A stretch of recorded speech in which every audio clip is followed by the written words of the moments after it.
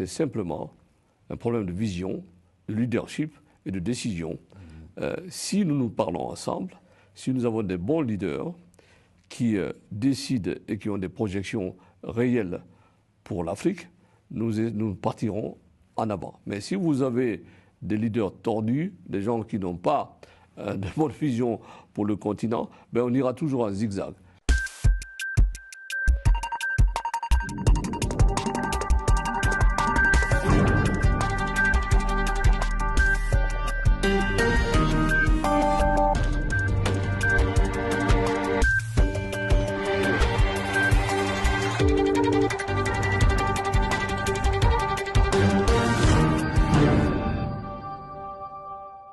Bonjour chers téléspectateurs de Global Africa Télé Sud, bienvenue dans votre émission Entretien du jour qui reçoit aujourd'hui Cheikh Keita, docteur en économie, ambassadeur de WOSM, qui est l'Organisation mondiale pour la promotion des petites et moyennes entreprises.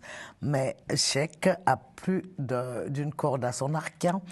On va parler de l'OBA, qui est l'Open Business African, et il conseille les États pour le développement de l'entrepreneuriat dans un contexte économique très difficile aujourd'hui, parce que l'Afrique est en ébullition, et un continent en ébullition peut-il développer de façon attendue une économie au chevet de ses populations? C'est ce que nous allons donc voir avec Cheikh Keita. Bonjour. Bonjour, je suis très heureux d'être chez vous. Merci de votre invitation. Je suis très heureux de parler à vous et à vos téléspectateurs. Je regarde souvent Global Africa. Je vous félicite pour le travail que vous accomplissez à travers l'Afrique. Alors, je suis là pour parler de business, pour parler de l'Afrique. Je suis très heureux à chaque fois qu'on m'invite pour parler de l'Afrique. Un ancien de Bercy pendant plus de 20 ans. Qu'est-ce que Bercy, quel lien Bercy a-t-il avec le développement de l'entrepreneuriat ou d'un quelconque business avec l'Afrique? Bercy, d'abord, c'est une grande usine. Bercy, c'est une expertise. Bercy, c'est une expérience qu'on acquiert lorsqu'on a travaillé 22 ans à Bercy. On a sûrement des expériences acquises, la compétence. Et puis, cette compétence, il ne faut pas la garder dans la poche. Il faut l'ouvrir à son continent d'origine, qui est l'Afrique. Alors, vous avez parlé de OBA, Open Business Africa. En 92, j'ai regardé un peu le continent africain. Je me suis dit, qu'est-ce qu'il faut faire pour le continent? Parce que finalement, quand on a eu la chance d'étudier en Europe, rester, avoir un bon boulot, avoir une situation, et parfois on oublie.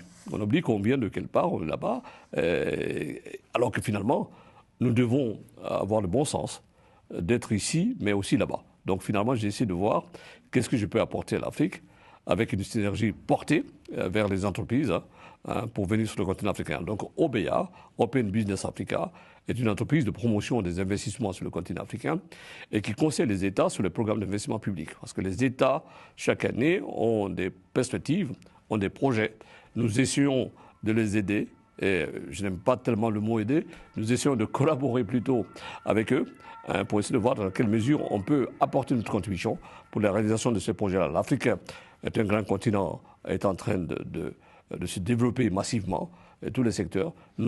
Quel est le secteur que vous avez vu développer ou l'État que vous avez développé depuis 1992, quand vous avez pris la tête de l'OBA, Open Business Africa? Alors, l'OBA, Open Business Africa, est couplé avec la deuxième société qui s'appelle Bridge of Innovation. Nous avons accompagné 100 startups en Afrique pour essayer d'aider les startups pour avancer. Et au niveau des entreprises avec OBA, nous avons accompagné les entreprises locales parce que quand vous créez une entreprise en Afrique, vous avez un marché. Donc, si vous n'êtes pas compétent et si vous n'êtes pas tellement grand, vous n'avez pas votre entreprise qui a évolué pour être strong, pour être plus puissant dans le marché, vous devez avoir le bon sens de faire des JV, c'est-à-dire les joint ventures, avec des entreprises extérieures. Donc, ce que nous faisons depuis ces 22 ans, nous avons apporté des entreprises X venues d'ailleurs, qui sont couplées en joint venture, en JV, avec des entreprises pour essayer de de complémentarité ces entreprises sur place pour leur donner une force d'acquisition pour avancer. Par exemple, vous êtes dans le bâtiment, vous êtes une entreprise qui fait des routes, vous avez des marchés d'État, vous avez d'autres marchés. Pour être plus fort, on vous conseille d'être avec un autre, hein, et notre entreprise qui voit le marché comme une opportunité, qui va s'accoupler à vous, signer des accords avec vous, pour travailler avec vous. Nous avons apporté des JV en Afrique, plus de 100 JV en Afrique. Et cette année, depuis 6 ans, nous travaillons avec un groupe indien. Cette fois-ci, nous ont dit, l'Afrique importe beaucoup de véhicules. Alors, ça a un coût, hein, et tout ça, c'est très cher. Nous avons conseillé l'entreprise pour dire, voilà, nous voulons travailler avec vous, mais à condition que vous acceptez de travailler avec nous pour créer en Afrique les usines d'assemblage de véhicules. Mais donc, ça date pas d'aujourd'hui. À Thiès, on en a eu. Le Nigeria en avait pour Peugeot. Le Maroc en a eu. Ça date pas d'aujourd'hui, tout ça. Mais nous avons envoyé en Afrique 5 usines aujourd'hui avec les Indiens qui transforment et qui fabriquent les camions, les autobus en Afrique. Parce que la problématique globale, si vous voyez l'Afrique, c'est que les gens viennent en retard au travail. Est-ce que vous intervenez en amont pour les routes aussi? Parce que qui dit voiture, dit voie de communication. On ne s'occupe pas des routes, on essaie de conseiller pour que finalement les grandes entreprises qui s'occupent des routes le fassent bien. Parce qu'il y a des normes. Vous savez, l'Afrique, on nous a conseillé de faire des routes lorsque nous avons eu nos indépendances. C'était du mistake, on s'est trompé. Ce n'est pas des routes qu'il fallait faire. L'Afrique, elle est grande, c'est des chemins de fer qu'il fallait faire. Et aujourd'hui, les routes sont coûteuses. Ou des routes fluviales aussi, parce que oui, c'est un continent d'eau. Complètement, fluviales aussi, les bateaux et autres. Et donc, finalement, je disais que Open Business Africa a vu ce marché-là. Nous essayons d'aider pour renforcer les capacités des États. Par exemple, quand vous voyez aujourd'hui en Afrique, beaucoup d'États n'ont pas de transport public. Par exemple, si on assemble, c'était mon focus, hein, si on assemble les bus en Afrique, ça devient moins cher, on n'importe pas, et on peut permettre aux États d'acheter ces bus-là et de renforcer leur capacité pour faire le transport public. Parce que 70% des Africains viennent en retard au travail, à cause du transport. Alors nous travaillons aussi pour essayer d'arrêter cette problématique de retard en fournissant des bus clés en main aux États pour régler ces problèmes-là. D'accord. Donc, de plus en plus de pays africains auront des usines d'assemblage de véhicules. C'est ce que nous faisons, mais tout dépend de la situation du pays et tout dépend de la viabilité du pays. D'accord. Mais nous allons parler quand même d'un joint venture, puisque vous l'évoquez, qui fait beaucoup de bruit actuellement entre le Congo et le Sénégal. À savoir qu'il y a eu une filiale du Senelec qui allait travailler pour renforcer le circuit électrique congolais et qui a fait l'objet de débats à l'Assemblée pour non-transparence. Vous savez, j'ai l'habitude de dire à mes employés et mes partenaires, le secret des affaires, le secret de la réussite des affaires, c'est la transparence. Si vous êtes transparent, vous réussissez forcément, puisque vous n'avez rien à cacher, vous êtes ouvert, et ça vous permet d'avoir des conseils plus aptes. C'est-à-dire, si vous dites la vérité à quelqu'un, c'est comme un médecin. Si vous venez voir un médecin, vous lui dites, voilà, j'ai mal au dos, alors que vous avez mal au ventre, ben, il ne vous aidera pas. Donc, il essaye de vous consulter en fonction de ce que vous avez. Eh bien, les sociétés et les actions d'une société aussi, c'est cela. C'est la transparence. Si vous êtes transparent, vous arrivez à mener à bien votre synergie, votre action, puisque vous le mettez à nu à tout le monde pour que tout le monde puisse comprendre. Donc, si il n'y a pas de transparence, je pense que finalement, il y a quand même une dénonciation sur des faits qui sont avérés et que finalement, on revient dans une situation non comprise et cela crée des conflits. Donc, une entreprise n'a pas besoin de bruit, une entreprise n'a pas besoin de conflit, elle doit impacter là où elle se trouve. Pourtant, l'Afrique est un pays de plus en plus conflictogène. Et est-ce que, d'abord, parlons un peu des tensions diplomatiques entre pays. Quel est votre impact? Quelle est l'efficacité de votre présence, quelle que soit votre expertise, quand il subsiste des tensions diplomatiques là où la diplomatie devrait rapprocher les économies ou les États? Vous savez, je dis toujours qu'on nous a menti. On nous a menti parce que d'abord, hein, on nous a dit que nos ancêtres étaient des Gaulois. C'est pas vrai. Ah non, moi, je n'ai pas eu d'ancêtre gaulois. Moi, mon ancêtre, c'est souvent Rokanté. C'est pas vrai. Et vous, je crois que c'est Sundiata Keita. Très bien. C'est pas vrai. L'Afrique a oublié le bon sens de nos empires. les empires de l'Afrique, à un temps, étaient plus développés que les empires européens et autres. Alors, quand vous voyez... Nos deux ancêtres étaient constructeurs de l'empire du Manding, d'ailleurs. Et quand vous voyez l'évolution de l'empire du Manding avec Soundiata Keïta, nous avons été le créateur de la première charte des droits de l'homme, la charte de Kouroukanfou. Inspiré du fait que Soumaoro Kanté ne voulait abolir l'esclavage. Complètement. Ouais. Et quand vous voyez la progression de ça, nos empires étaient avancés. Mais aujourd'hui, les pays africains sont sortis du cadre et veulent faire comme les autres. Vous savez, si vous faites comme les autres, vous singez les autres. Pour être efficace, il faut être vous-même. Nous devons retremper notre vision sur l'historique, sur ce qui était de valeur chez nous. Et cela, vous avez vu l'histoire de nos continents. Les conflits ont existé des siècles, mais les conflits se sont estompés, puisque nous avons eu des dirigeants puissants dans les empires qui savaient faire la paix, sous l'arbre à palabre, qui savaient faire la route. On n'avait pas de frontières.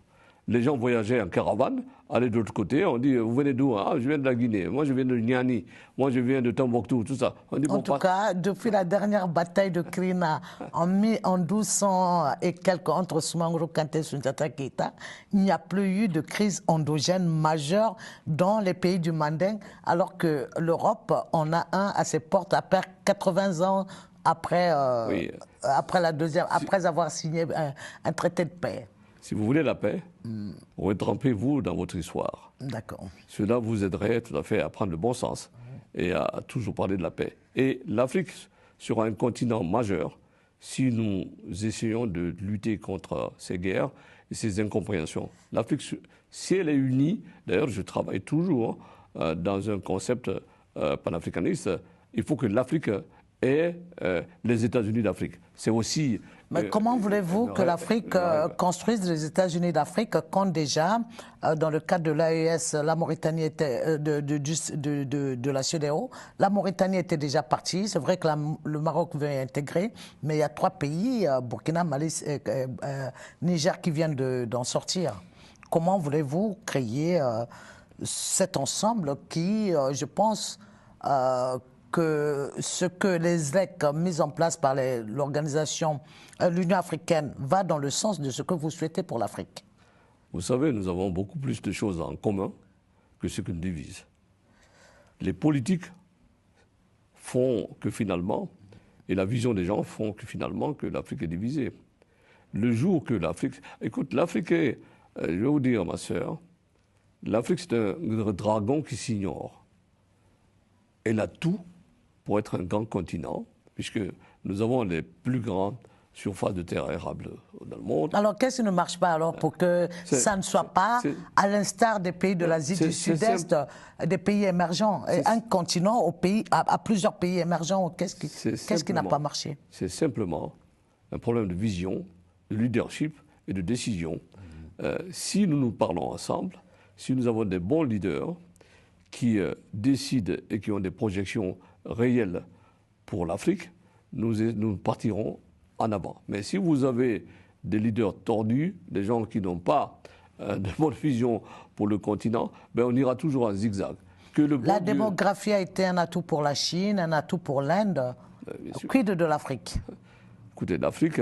À peu près même nombre de population, 1,4 milliard. D'ailleurs, nous allons dépasser dans quelques années la population de la Chine. C'est un atout majeur. Et ce que nous avons encore en atout, c'est que nous avons une jeunesse capitale. L'Afrique est le continent le plus jeune aujourd'hui, malgré qu'elle a été la mère de l'humanité. Nos jeunes sont très, très dynamiques, sont très innovants. C'est un capital ressources extraordinaire. Mais qui viennent se jeter dans la mer ou mourir dans le désert. Je disais dans une conférence que pour enrayer cette problématique des jeunes qui vont mourir dans la mer, il faut que les États créent ce qu'on appelle l'espoir. Si vous n'avez pas d'espoir, ben vous partez. Vous partez pour mourir, vous vous en foutez, puisque vous êtes sans espoir. Mais si les États recréent l'espoir et créent les conditions de faisabilité d'une vie meilleure, les jeunes resteront. Par exemple, je disais dans une conférence, nous avons les mines en Afrique, nous avons l'agriculture en Afrique. C'est des créneaux intéressants pour l'emploi. Mais depuis des années, par exemple dans les mines, mais nous vendons en brut nos ressources minières. Mais ce n'est pas ce qu'il faut faire. Il faut s'asseoir pour faire un moratoire, pour décider avec nos partenaires, dire voilà, l'année prochaine, en 2026, nous ne continuerons pas à vendre nos ressources minières en brut. Nous allons nous asseoir, signer des accords pour la transformation de nos ressources minières chez nous, pour créer de la valeur, pour créer des training centers, pour créer des centres de formation et pour créer de la valeur chez nous. C'est ce qui crée la valeur ajoutée. Et dans l'agriculture, souvent, on pense que c'est les vieux qui doivent être dans l'agriculture en Afrique. Ce n'est pas vrai. Moi, j'ai été dans tous les pays d'Europe et aux États-Unis, mais les plus grands richards de ces pays, c'est des agriculteurs. Donc, moi, j'ai vu des jeunes dans l'agriculture dans les pays africains. Par exemple, je vous donne les chiffres 2003. Le Mali était le 3e pays agricole avec 17 000 têtes de bétail, mais sur les 12 millions de Maliens à l'époque, les 3/4 vivaient directement ou indirectement de l'agriculture. Il faut que les États régulent. Il faut qu'on fasse des options. Maintenant, c'est le rendement. Quel rendement il faut? Parce que pour les mangues, le Mali produit par exemple des tonnes et des tonnes de mangues, mais la plupart, après que les animaux et les hommes aient bouffé à peu près 2%, comme le disent les chiffres, le reste est broyé. C'est là qu'il faut avoir une vision. Vous savez, on a tellement de choses à transformer. La vision industrielle. Si vous industrialisez votre pays, on ne jettera plus les mangues. Si vous industrialisez le pays, on ne jettera plus l'orange. Alors je vous disais que finalement la force de l'Afrique, c'est la jeunesse. Mais cette jeunesse, vous le dites vous-même, il n'y a pas de programme qui fasse rêver ces jeunes-là. Est-ce que vous pouvez toujours maintenir que l'Afrique... Je parle de l'espoir. Il faut créer de l'espoir. Il faudrait que les jeunes se disent, je ne vais pas à l'étranger parce que je me fais chez moi, je réussis chez moi, je construis chez moi, j'ai un travail chez moi. L'espoir, c'est ça. Globalement, que quelqu'un se dise, je m'en fous, je ne vais pas aller ailleurs, je suis bien chez moi. Et je fais tout chez moi. Parce que si vous avez des usines, si vous avez du travail, vous vous mariez, vous faites votre vie, vous avez votre maison, vous construisez votre vie, vous êtes heureux, vous restez chez vous. Mais si vous êtes dans le désespoir, mais vous partez. C'est pour ça que l'État doit ouvrir les canaux qu'on appelle l'espoir et créer des synergies possibles pour que les gens puissent être heureux là où ils se trouvent, en essayant d'ouvrir des projets de l'industrialisation, l'agriculture. On donne souvent des awards en Afrique pour les digital science. Mais il faut créer des awards pour les agriculteurs. Les jeunes doivent aller à l'agriculture.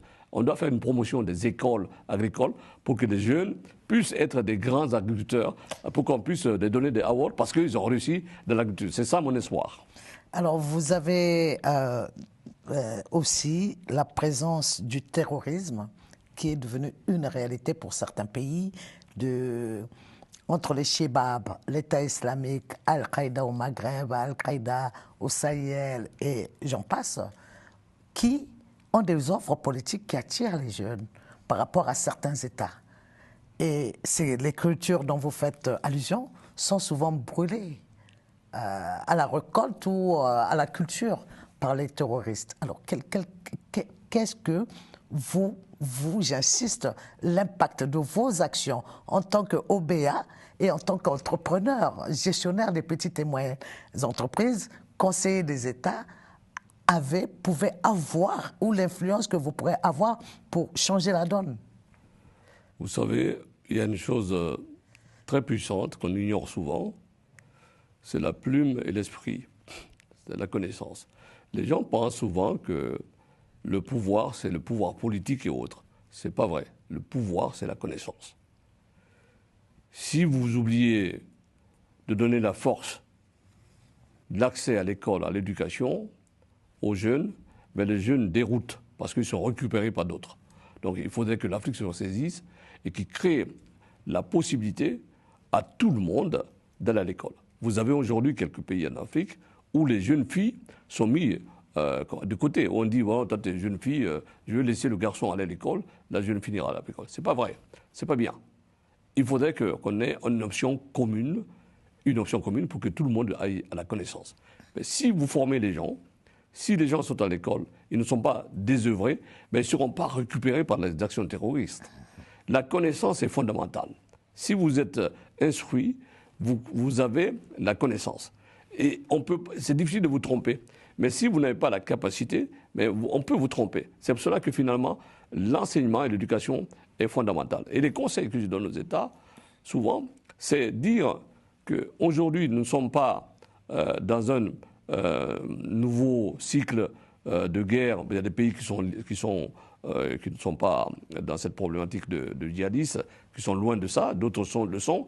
Mais ceux qui ne sont pas dans cette problématique djihadiste, il faudrait que les budgets de l'État renforcent beaucoup plus de budget dans l'éducation nationale. Alors quand vous voyez en Afrique souvent, les plus grands pourvoyeurs de fonds de l'État, c'est parfois la défense, parfois d'autres secteurs, alors que l'éducation est la mère principale. C'est là qu'il faut mettre l'argent pour que les jeunes soient formés, pour les éviter de errer et d'être récupérés par les autres. Parce que si vous connaissez, si vous avez de la connaissance, c'est très difficile de vous tromper. Y a-t-il un croisement, un chemin où MUSMA, Organisation mondiale de la promotion des petites et moyennes entreprises, se croise avec l'initiative ZLECA de l'Afrique? Oui, vous savez, WOSME est une organisation mondiale qui fait la promotion des petites et moyennes entreprises. Parce que, vous savez, ce n'est pas les États qui créent de la richesse. C'est les entreprises qui créent de la richesse. Si vous avez 3 000 ou 10 000 entreprises, par exemple, dans votre pays, vous devez vous battre pour avoir 1 million d'entreprises.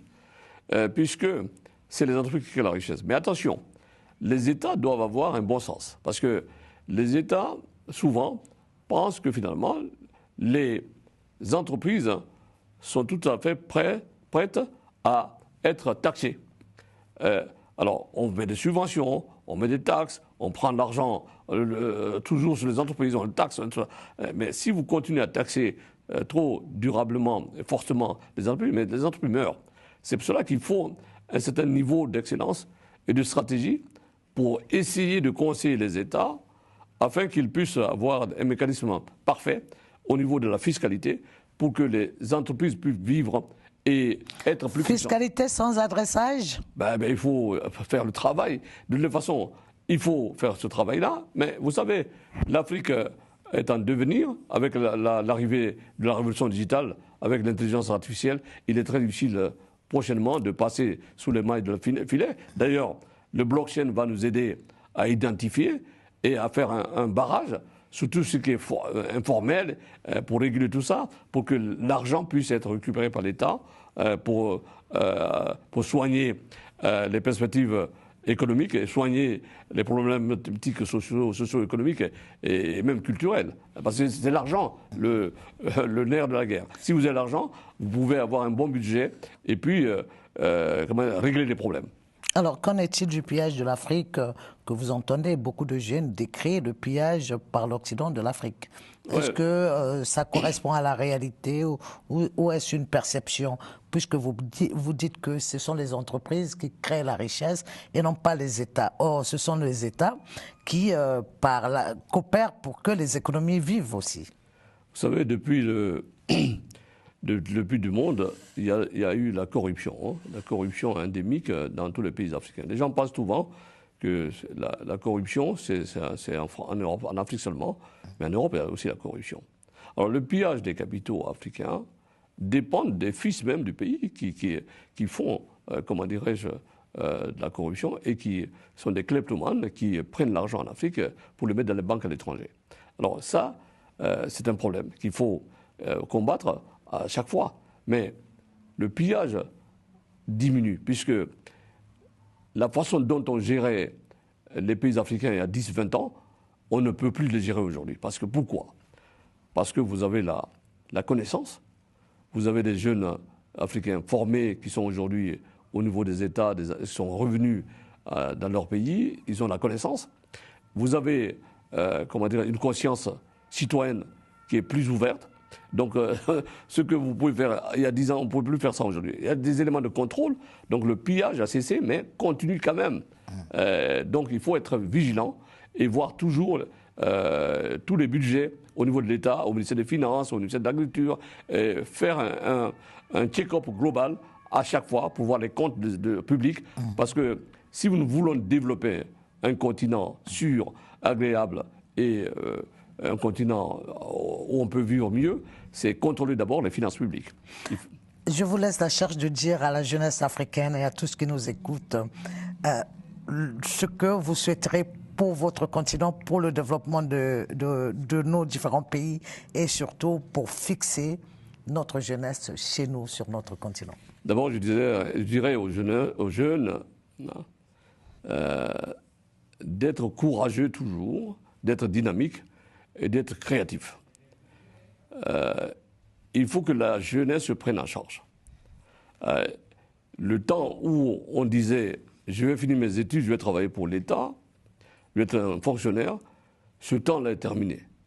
Vous pouvez être fonctionnaire, mais c'est mieux de créer des entreprises pour qu'on puisse aller de l'avant. Mais il ne faut pas créer des entreprises pour créer des entreprises.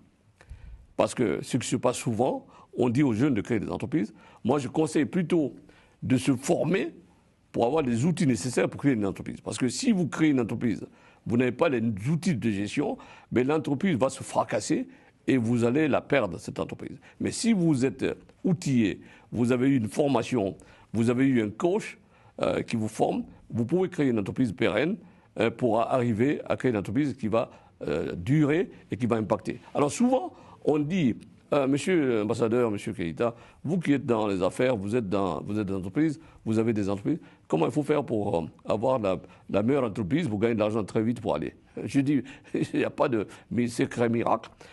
La solution pour avoir une très bonne entreprise, c'est voir l'environnement dans lequel vous vivez, vous regardez autour de l'environnement, ce qui ne va pas, et si vous trouvez ce qui ne va pas, ben, vous décidez de régler cette problématique que vous avez en vue dans votre village, dans votre région. Et ça, c'est un entrepreneuriat positif, puisque vous avez pris le temps de résoudre un problème. Par exemple, vous êtes dans un pays ou dans une région où vous avez des plastiques partout, vous pouvez vous engager à créer une entreprise qui va collecter ces plastiques-là et les vendre. Vous résoudrez un problème qui est sur le terrain. Donc, problème, solution, et vous avez la possibilité de vivre avec votre entreprise et aller plus loin. J'espère que votre pays d'origine, la Guinée aussi, aura besoin de vos compétences, si ça n'est déjà fait. Chers téléspectateurs, nous avons reçu donc Cheikh Keïta, ambassadeur de MUSM, Organisation